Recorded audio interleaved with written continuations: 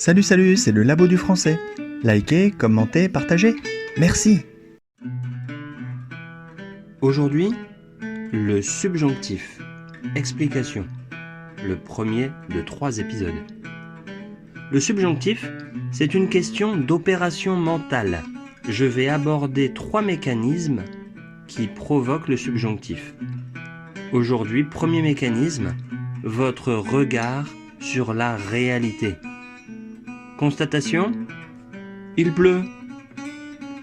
C'est une bonne chose ou une mauvaise chose ? Ça dépend. Pour le jardinier, c'est bon pour ses tomates. Pour le randonneur, c'est un peu dommage. Le jardinier pense « Il pleut et je suis content qu'il pleuve ». Le verbe pleuvoir devient pleuve au subjonctif.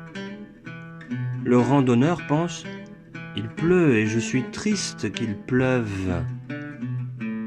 Il pleut, c'est la réalité. Ajoutez votre regard personnel sur la réalité et ça provoque le subjonctif. Je suis content, je suis triste, je suis surpris qu'il pleuve. Affirmatif ou négatif. Je ne suis pas content, je ne suis pas triste, je ne suis pas surpris qu'il pleuve. Attention, ce n'est pas que qui provoque le subjonctif. Que ne provoque rien du tout.